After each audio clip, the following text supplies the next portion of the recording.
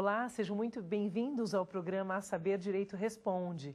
Eu sou a professora Roberta Boldrin e nessa semana nós falamos sobre os princípios constitucionais tributários e a gente tem uma presença muito especial aqui no programa. São dois alunos. A Natália, de Ciências Contábeis, ela está no 9º semestre da faculdade, e o Rudi, que está no 8º semestre da Faculdade de Direito. O mais interessante é que a Natália é nossa aluna de Ciências Contábeis e eu queria saber quais são as perguntas que ela tem para mim. Estou bastante curiosa em saber. Vamos lá, então. A primeira é o seguinte. Observando o princípio do não confisco e a elevada carga tributária que a gente tem no Brasil, o que e como ocorre na prática quando o contribuinte se torna inadimplente para com o fisco? E se é resolutivo, e qual o papel do fisco, como que ele atua nesse sentido, na cobrança, e o do contribuinte também? Perfeito, obrigada pela pergunta, Natália. Nem parece que é aluna de contábeis, né? Parece aluna de direito, porque são dois princípios e duas formas bastante complexas dentro do direito tributário. Em primeiro lugar, com relação ao princípio do não confisco, Natália, nós temos uma garantia que está lá no artigo 150, inciso 4 da Constituição Federal, que proíbe e que veda a possibilidade de cobrança como forma de confiscar os bens ou patrimônio do contribuinte. Essa garantia constitucional, que tem natureza de cláusula pétrea, por isso está dentro de um rol de princípios e garantias fundamentais, faz com que o Estado abstenha-se de expropriar a propriedade do contribuinte. Em função da elevada carga tributária, nós temos uma outra situação. Uma situação que nem sempre pode se considerar como atividade confiscatória do fisco. É uma linha tênue, né? É uma linha tênue entre a pensar na elevada carga tributária, ou quanto é que o contribuinte tem de pagar de tributo, versus se a atividade do Estado tem efeito de expropriação.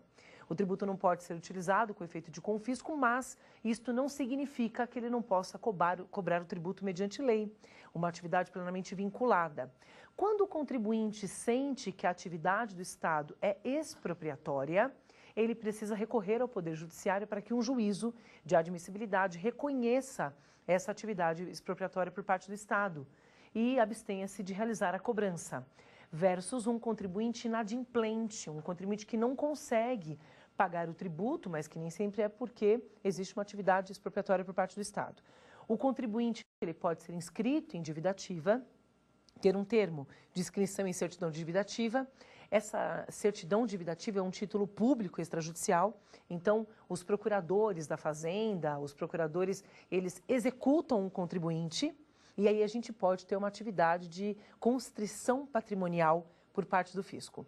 Então veja, o contribuinte que não consegue pagar o tributo, não consegue questionar o tributo e não o faz pela via administrativa ou pela via judicial, pode ser sujeito passivo de execução fiscal e sofrer com constrição patrimonial. Inclusive, hoje é possível, existe uma possibilidade do fisco realizar uma penhora online ou bloqueio de contas bancárias, pedindo inclusive uma autorização pelo juiz, através do juiz, para o Bacen-Ju de bloquear a conta bancária. Então, são princípios e limitações diferentes. Uma coisa é o contribuinte que não consegue arcar com o pagamento do tributo por conta da elevada carga tributária. A outra atividade é a expropriação ou a tentativa de expropriação do patrimônio que diz respeito ao princípio do não confisco. E os dois podem ser, de fato, apropriados, sentidos e pensados pelo Poder Judiciário, na via administrativa ou na via judicial. Obrigada pela pergunta, Natália. E agora a gente vai receber uma pergunta de um aluno internauta. Olá, eu sou Roberta Nuremberg Sávio, tenho 23 anos, sou de Nova Veneza, Santa Catarina, curso Direito na Faculdade Sezucri e eu gostaria de saber, com base no princípio da legalidade, se é possível a instituição ou majoração de tributos através de medida provisória.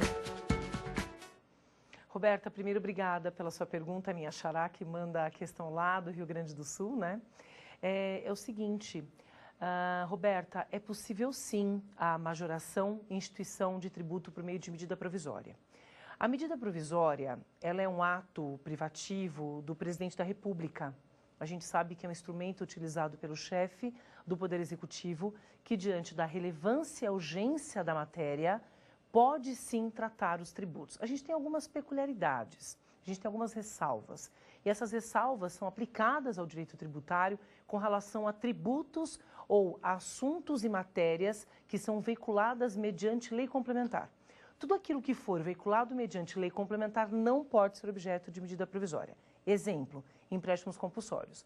Empréstimos compulsórios não podem ser vinculados por meio de medida provisória através do ato do Poder Executivo ou Presidente da República.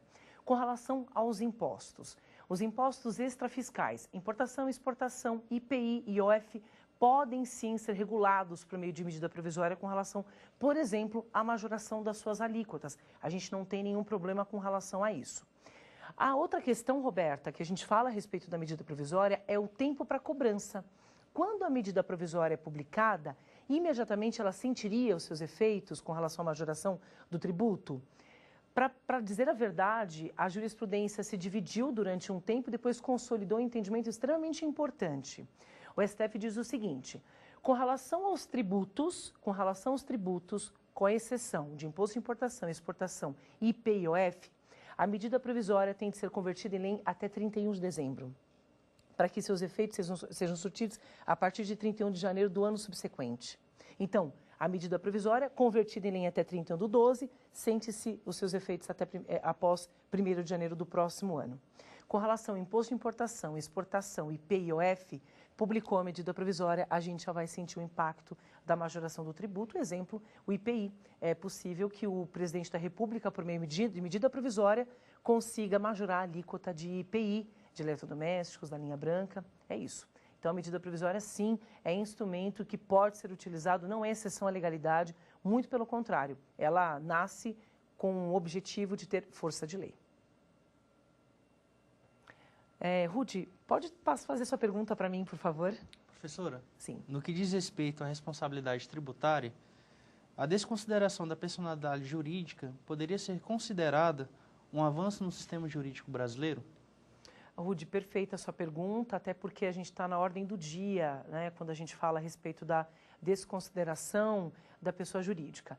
Para o direito do trabalho, a gente pensa o seguinte: nós temos uma situação de socorrer o empregado da miséria. Então, a gente tem uma despersonalização e recai diretamente a responsabilidade, tendo o desejo de constrição patrimonial do sócio, pessoal, a responsabilidade pessoal. Para o direito tributário não funciona assim. Para o direito tributário, a responsabilidade pessoal exige excesso de poderes. Se não tiver excesso de poderes, desrespeito ao contrato, estatuto, a gente não tem como falar da responsabilidade. A pessoa jurídica deixa de pagar tributo, a gente não tem a possibilidade de redirecionamento automático da execução fiscal para que caia uma penhora ou uma constrição patrimonial no patrimônio deste sócio. Então, veja, ela é um avanço, a despersonalização, quando a gente pensa na súmula 435 do STJ, que prevê a possibilidade do sócio que começa a atuar de forma irregular. Ele simplesmente fecha a empresa e não informa o fisco. É uma atuação irregular. Ele desfaz a pessoa jurídica, mas não avisa, não notifica o fisco, não informa o seu novo domicílio. Neste caso, a gente diz que é uma hipótese de dissolução irregular da pessoa jurídica. Aí sim, Rudy, a gente tem a possibilidade de imediatamente o sócio passar a responder pelos tributos devidos e deixados pela pessoa jurídica, porque naquela época ele era o responsável. Agora, com relação ao inadimplemento, não. O mero inadimplemento não autoriza o redirecionamento automático da execução fiscal. Súmula 430 do STJ. Excelente pergunta, muito obrigada. Acho que a gente já tem mais uma outra pergunta de internauta. Pode colocar para a gente ver o que é. Olá, meu nome é Rafael, eu estudo Direito na Universidade Presbiteriana Mackenzie, que fica em São Paulo. Eu tenho uma dúvida. Quando um ente federativo delega a capacidade tributária para outro ente federativo, ele revoga de forma absoluta a capacidade de exigir esse tributo novamente? Rafael, obrigada pela pergunta, paulistano assim como eu, lá da Universidade Mackenzie, em São Paulo. Rafael, na verdade, a resposta é não, resposta negativa para a sua pergunta. Quando o ente político delega capacidade tributária ativa, ele está delegando apenas os poderes de arrecadação, administração e fiscalização do tributo, de natureza meramente administrativa. A competência tributária é algo mais sério do que isso. A competência tributária é a outorga constitucional da instituição de tributos.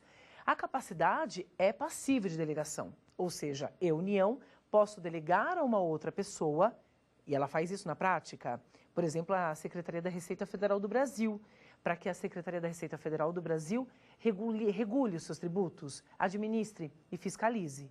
Quando ela faz isso, ela está entregando, está transferindo a capacidade tributária ativa, mas não a competência, porque a competência é irrevogável, a competência é indelegável e a competência é intransferível. Então, quer dizer que a União, a qualquer tempo, pode retomar para si a capacidade tributária ativa. Esses poderes de arrecadação e administração podem voltar a ser da União. Ela entregou para a Receita Federal, mas traz de volta para si. Então, agora a gente pode esperar a pergunta da Natália. Natália, qual é a sua próxima pergunta? Bom, como a isonomia ocorre na prática correlacionada com a capacidade produtiva, considerando a progressividade dos tributos que são cobrados aqui no Brasil? Perfeito, excelente pergunta. O parágrafo 1º do artigo 145 da Constituição Federal, que traz o princípio da capacidade contributiva, Natália, ele tem o objetivo de garantir a isonomia substancial. O objetivo deste princípio, quando se aplica, por exemplo, aos impostos, é que nem todas as pessoas paguem o mesmo valor de imposto. Então, quanto maior a capacidade do contribuinte, mais ele vai pagar, ou seja, a alíquota vai sendo progressiva, aumentada. Quanto mais sinal de riqueza você der, mais você paga de imposto. Isto é a possibilidade de aplicação de isonomia substancial na prática. Acontece que o parágrafo 1º do artigo 145, ele foi, na verdade, inserido na Constituição Federal como uma forma de aplicação de alíquotas progressivas somente aos impostos pessoais, que eu acho que é isso que talvez você tenha em mente, até por ser aluno de ciências contábeis, são os impostos que incidem sobre o signo presuntivo, como o imposto de renda de pessoa física. Acontece que esse entendimento passou por uma modificação em função do STF, ficou muito famoso um julgado do Rio Grande do Sul, e este julgado discutia a possibilidade de, nos impostos reais, aqueles que incidem sobre as coisas, também haver aplicação da alíquota progressiva. E o STF considerou. Então, veja só, a nossa intenção é pensar o seguinte: quanto mais patrimônio a pessoa adquirir, seja impostos reais ou impostos pessoais, mais ela vai pagar de alíquota. A ideia é que a isonomia seja aplicada a todos os tributos ou a todos os impostos. Hoje, a aplicação na prática, ela é autorizada, de acordo com o parágrafo 1º, somente nos impostos pessoais. Eu não pago mais IPVA porque meu carro é luxuoso ou importado. Eu pago IPVA diferenciado, de alíquota diferenciada, em função da utilização e tipo do veículo, Natália. O que às vezes parece irreal para nós, mas isso é na prática. Vamos para o intervalo rápido, daqui a pouco a gente volta com mais perguntas dos nossos alunos.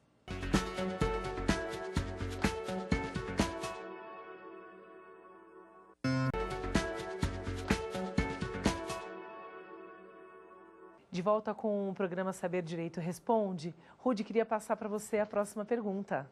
A respeito da majoração de alíquota, só pode ser realizada por meio de lei ou há a possibilidade por outro ato normativo? E se pode essa majoração, há uma certa insegurança jurídica?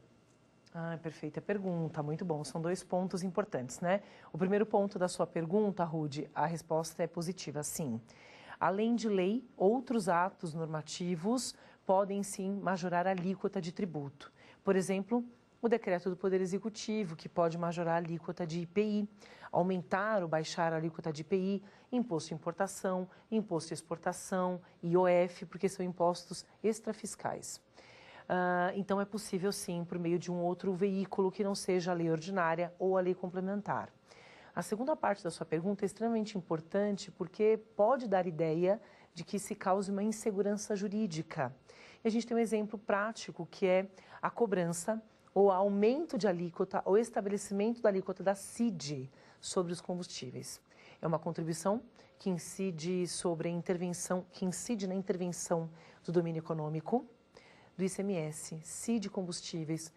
E aí a gente pode imaginar que nesta possibilidade de intervenção nós teremos uma insegurança jurídica, porque o presidente da República pode utilizar ato dele para realizar a majoração do tributo, a majoração da alíquota. Mas veja, quando existe a majoração da CID, das alíquotas da CID, é porque o chefe do Poder Executivo tem esta saída para utilizar, como forma de evitar uma quebra, né, em toda a indústria, em todo o comércio do petróleo, por exemplo, dos combustíveis. Ele se sente como se estivesse sendo forçado a realizar a majoração da alíquota por meio desse tributo, utilizando a majoração de alíquota. Então, a insegurança jurídica, ela pode ser pensada pelo contribuinte, mas que por muitas vezes o chefe do Poder Executivo não encontra uma outra saída, senão a majoração da alíquota. Agora a gente vai proceder a uma pergunta aí de um internauta. A imunidade tributária recíproca se aplica a taxas de serviço? Roberta, a imunidade recíproca, ela não se aplica a taxas. A imunidade recíproca ou a imunidade genérica, que está no artigo 150, inciso 6 da Constituição Federal, aplica-se apenas aos impostos. Aquele rol inteiro do inciso 6 do artigo 150, a gente está falando só de uma imunidade aplicada aos impostos. As demais espécies tributárias não são alcançadas. Então, a imunidade recíproca que veda a cobrança de impostos sobre patrimônio, renda e serviços entre os entes políticos, dos entes políticos, alcança só os impostos. As taxas e demais espécies tributárias têm de ser objeto de recolhimento. A próxima pergunta, então, é da Natália. Sobre o princípio da retroatividade, o que significa dizer que a lei retroage só quando ela é interpretativa? Perfeita pergunta, Natália. Os alunos de direito, apesar de você ser de contábeis, os alunos de direito têm muita dúvida com relação a essa questão. Porque, em primeiro lugar, vamos pensar no princípio da irretroatividade da lei tributária. É um princípio de segurança jurídica, ele é um princípio que está no artigo 150, inciso 3, a linha A da Constituição Federal, e o objetivo dele é pensar que a lei só possa ter efeito da data da sua publicação para frente, que a lei não tem efeito retrospectivo, efeito passado. O objetivo da retroatividade da lei tributária é garantir que o contribuinte sinta seus efeitos ou os efeitos da aplicação de uma lei da data da publicação para frente. Perfeito, mas assim como no direito penal, a gente tem a possibilidade da lei retroagir. Nós temos a retroação benigna ou benéfica. Essa retroatividade benigna ou benéfica está no artigo 106 do Código Tributário Nacional. Em algumas situações, é possível que a lei preveja ou alcance fatos pretéritos. Então, uma lei publicada no ano de 2018 pode alcançar fatos que ocorreram lá em 2017. Se esses fatos estiverem pendentes de julgamento, esta lei nova pode voltar e beneficiar, por exemplo, com uma penalidade menos severa. Uma penalidade no direito tributário, a gente usa, sim, penalidade, mas são as multas, né? A gente apelida de multa a penalidade pecuniária no direito tributário, Natália. Então, quando a gente tem uma multa mais benéfica, menos onerosa e menos prejudicial, esta multa, prevista em lei posterior, ela retroage. E a hipótese que você está dizendo da lei meramente interpretativa significa que a lei vem para dizer exatamente sobre a possibilidade da retroatividade. Às vezes o Código Tributário Nacional não foi muito infeliz em algumas expressões, mas significa isso. Quando a lei é meramente interpretativa, quando eu olho aquela lei e verifico que ela tem o objetivo de alcançar os fatos pretéritos, como forma, por exemplo, de beneficiar o contribuinte. A próxima pergunta é do Rudy. Professora, acerca da competência tributária, nós podemos falar que ela é exclusiva aos estados e municípios ou algum outro órgão ligado diretamente ao governo que também pode cobrar? Perfeito, excelente pergunta. O artigo 24, parágrafo 3º da Constituição Federal, Rudy, ele concede e ele prevê a competência legislativa plena de cada ente federado. É como se a gente pensasse o seguinte, ó, nenhum ente federado invade a competência do outro. Cada um deles tem a sua competência completamente delineada e desenhada na Constituição Federal, entre os artigos 145 a 195 da CF. Em função disso, eu sei exatamente quais são os tributos e quais são os entes competentes para cobrar esse tributo. Em vista disso, quando a gente imagina as pessoas que têm capacidade tributária passiva, nós estamos numa outra seara. Essas pessoas que têm capacidade tributária passiva, elas não se misturam com quem tem competência. É como o que a gente estava falando no início. Quem tem competência para cobrar o tributo, cláusula pétrea, veio da Constituição Federal essa determinação, esta outorga. Quem tem capacidade tributária ativa é aquele ente que vai ter os poderes de administrar, arrecadar e fiscalizar o tributo numa natureza meramente administrativa. Elas não se confundem. É como se a gente pensasse o seguinte, ó, eu sei quais são os meus deveres de cobrar tributo e por que é que eu tenho que instituí-los. Eu não tenho prazo para fazer isso em função da incaducidade ou incaducabilidade do exercício de competência, mas sei que tenho que fazê-lo. Eu não posso transferir porque é impossível a transferência, é cláusula pétrea. A capacidade tributária ativa, ela é de cunho meramente administrativo, não se confunde e também não macula a competência tributária.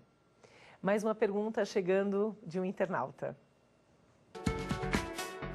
Quando a sucessão da responsabilidade tributária, o sucessor se responsabiliza apenas pelo débito ou também pelas penalidades previstas na legislação tributária? Roberta, muito obrigada pela sua pergunta. Ela é extremamente importante e relevante para o direito tributário. Quando a gente pensa em pessoas que concedem pareceres, tratando a responsabilidade tributária e também diante da execução fiscal. A pergunta é extremamente relevante no seguinte ponto. Aquela pessoa que responde pelo tributo ou responde pelos créditos tributários em função de uma sucessão, de uma responsabilidade, responde só pelos tributos ou responde pelas multas? Quer ver um exemplo? O artigo 132 do Código Tributário Nacional trata de uma responsabilidade denominada, apelidada por responsabilidade empresarial. Quando houver incorporação, fusão, aquisição, transformação, cisão, aquela pessoa que incorporar a outra pessoa jurídica responde integralmente pelos tributos e também pelas multas. O STJ entende que as multas, tanto de caráter punitivo quanto de caráter moratório. Além do tributo, responde também, então, pelas multas. Uma das possibilidades é essa responsabilidade pela sucessão ou a responsabilidade na sucessão empresarial. O STF e o STJ não entendem por uma distinção da responsabilidade. Responde e responde por tudo. Então, muito obrigada pela pergunta, excelente questão. A Natália agora vai fazer a próxima pergunta. O que representa a figura do responsável tributário e quais as suas obrigações junto ao contribuinte? E se o fiador seria um exemplo de um responsável tributário? Espetacular a pergunta. A Natália tem que sair daqui fazendo faculdade de Direito, não é possível. É o seguinte, é uma pergunta muito importante porque a gente vê a figura do fiador lá no direito civil, né? A gente sabe da figura do fiador e da responsabilidade civil e criminal que o fiador pode ter, inclusive, né? Quando assina alguns contratos e quando se coloca para responder sobre alguns atos que são realizados. E aí, no direito tributário, a responsabilidade é muito mais séria. Eu diria que a responsabilidade é muito objetiva. Em que sentido? A responsabilidade tem previsão legal expressa. O fiador não está dentro das hipóteses de responsabilidade tributária. O fiador está fora. O fiador, para nós, não existe acerca da responsabilidade tributária. O papel do responsável é um papel quase que subsidiário. A gente diz assim, quando o contribuinte não pagar o tributo, o responsável pagará. Em que sentido? Quando a lei prever. Quando houver um liame ou uma linha que liga o contribuinte com o responsável. Em algumas situações, Natália, nós temos uma responsabilidade tributária, uma delas, do artigo 134 do CTN. Essa responsabilidade, ela é denominada como responsabilidade de terceiros. E ela diz assim, quando o filho menor não paga tributo, quem paga? Os pais. Está vendo que a gente já tem uma responsabilidade que estava ligando os dois? Que é, por exemplo, uma responsabilidade civil? Pois é. O tutelado e curatelado, quando não pagam tributo, transferem ao tutor e o curador a responsabilidade pelo pagamento do tributo. Mas é uma responsabilidade subsidiária. Somente se os filhos não pagarem, os pais pagam. Mas, para o direito tributário, estas figuras têm de estar descritas no Código Tributário Nacional, na legislação tributária. Para efeitos do CTN, entre os artigos 130 a 137 do Código Tributário Nacional, nós temos essas figuras muito bem materializadas e definidas. O papel do responsável tributário, Natália, sabe qual é? Pagar o tributo e cumprir com as obrigações acessórias. Pessoal, estas foram as perguntas e a participação do Rudy. Queria agradecer o Rudy, muito obrigada, que é aqui de Brasília. E a Natália também, muito obrigada. Se Deus quiser, vai ser minha futura aluna de Direito, vai se tornar uma profissional completa, né? Ciências Contábeis com Direito. Eu espero você na universidade, espero você nos exames para a OAB, no concurso público. Muito obrigada, Roberta, muito obrigada ao Rafael. Queria agradecer os momentos que eu passei aqui, né, na TV Justiça, gravando o programa Saber Direito e a participação dos alunos e a forma carinhosa como eu fui tratada. Foi uma grande experiência para mim. Eu espero do fundo do meu coração que eu tenha conseguido ajudar, mesmo que pouco, mesmo que de forma singela, para que o direito tributário chegue um pouquinho mais na vida da gente. Muito obrigada, pessoal. Quer dar uma sugestão de tema para os cursos do Saber Direito? É só mandar um e-mail para a gente, saberdireito@stf.jus.br. Ou então entre em contato pelo nosso WhatsApp. O número é esse que aparece na sua tela. Você também pode estudar pela internet. Acesse tvjustiça.jus.br e veja ainda as aulas no nosso canal do YouTube, TV Justiça Oficial.